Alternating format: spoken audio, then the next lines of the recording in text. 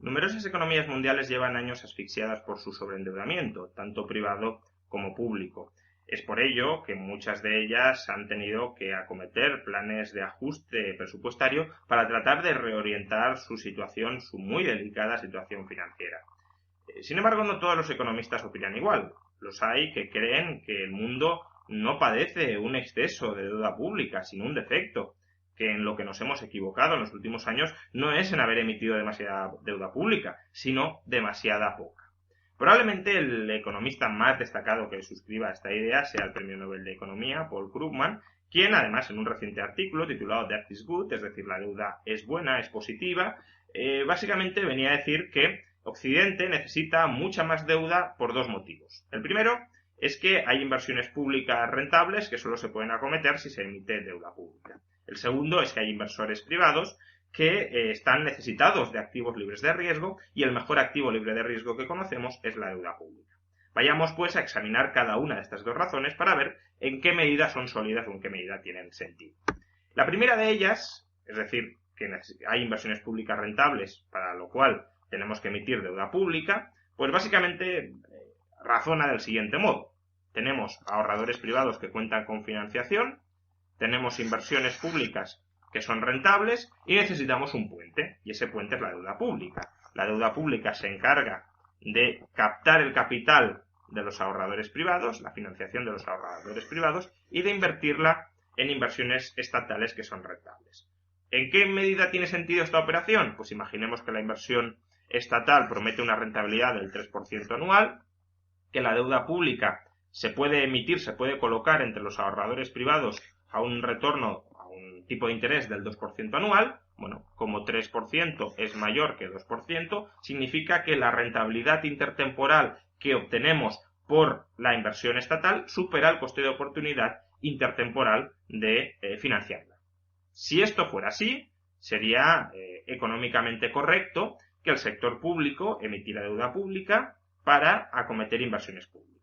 Por tanto, en este caso, Krugman sí tendría sentido. Es decir, si el sector público conoce una enorme cantidad de inversiones estatales que son más rentables durante toda su vida de la inversión que el coste que implica, el coste financiero que implica emitir deuda para financiar estas inversiones, sí sería razonable que el Estado se endeudara para ponerlas en práctica. Ahora, esto de la teoría a los hechos, pues media un trecho importante. ¿Cuál es ese trecho? Pues básicamente que el Estado ignora normalmente cuáles son esas inversiones públicas rentables. Lo ignora primero porque no tiene información contextual, no tiene información del contexto concreto en el que esas inversiones son rentables. Es decir, Mariano Rajoy sabe si en Ávila se necesita una carretera y esa carretera es lo suficientemente rentable como para proporcionar una tasa de retorno superior al coste de emitir deuda pública y al coste de emitir deuda pública no este año, sino durante toda la vida útil en la que se va a amortizar la carretera. Pues bueno, no lo sabe, evidentemente, porque no está ahí y porque no conoce las necesidades locales de cada punto de la geografía española.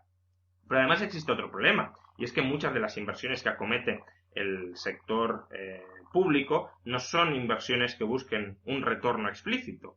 Si el Estado construye una carretera, no cobra un peaje. Por tanto, ¿cuál es la rentabilidad de esa carretera? Simplemente no lo sabemos.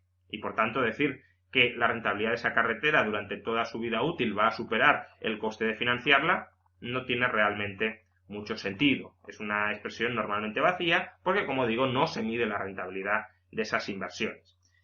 Por tanto, aunque el argumento pueda tener lógica, es mucho más preferible que sea el sector privado que sí busca un retorno explícito y sí arriesga su propio capital en buscarlo, quien acometa este tipo de inversiones. Si se puede necesitar una carretera en Ávila, lo lógico sería permitir que el sector público invierta en carreteras. Que no sea eso un monopolio estatal de tal manera que si es verdad que si hace falta una carretera en Ávila rentable, solo el sector público pueda explotar esa oportunidad de inversión. Que cualquiera que tenga conocimiento de que efectivamente ahí hace falta esa inversión y que es rentable financiarla, pues la puede ejecutar.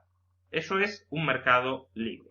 Y eso es lo que no hay en muchos de los ámbitos que monopolísticamente se arroga el sector público.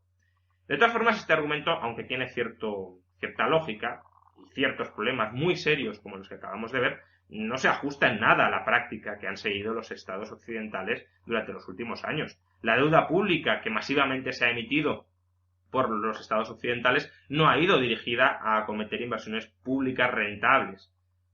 Para lo que se ha utilizado esa deuda pública es para financiar el gasto corriente de las administraciones públicas. Y obviamente esa financiación del gasto corriente con deuda pública no entra en este supuesto. ¿Acaso puede entrar en el supuesto siguiente, que es de todas formas el más interesante que plantea Krugman? Es decir, la existencia de miedo en los mercados lleva a que los ahorradores busquen activos libres de riesgo. ¿Y cuál es el mayor activo libre de riesgo que existe? En teoría, la deuda pública. Por tanto, la estructura del argumento sería algo así. Tenemos un conjunto de ahorradores miedosos que no saben qué hacer con su capital y buscan, como vía de protección, la deuda pública. Como el Estado, haga lo que haga, siempre puede pagar la deuda pública, supuestamente, porque puede cobrar impuestos a la gente, robarle su propiedad a la gente y pagar con ese robo, con ese expolio a los ahorradores privados, pues en principio, mientras queden propiedades, rentas que rapiñar, los acreedores del Estado siempre deberían poder cobrar. Por tanto, el Estado emite deuda pública, los ahorradores miedosos la compran, ¿y qué hace el Estado con esa deuda pública? Pues acometer inversiones o financiar gasto más en general, que pueden ser rentables o no rentables, porque el propósito de emitir activos libres de riesgo no es materializar la financiación captada en inversiones rentables, es simplemente proporcionar el activo financiero libre de riesgo que buscan los ahorradores. Y luego, si se acometen inversiones rentables o no, es un asunto secundario. O dicho de otra manera, aunque el sector público desconociera la existencia de inversiones rentables, los defensores de que hay que emitir deuda pública como activo libre de riesgo lo seguirían defendiendo. Seguirían defendiendo que el sector público la emita, aunque ese gasto el capital captado con la deuda pública se tenga que gastar. ¿Te está gustando este episodio? Hazte fan desde el botón Apoyar del podcast de Nivos.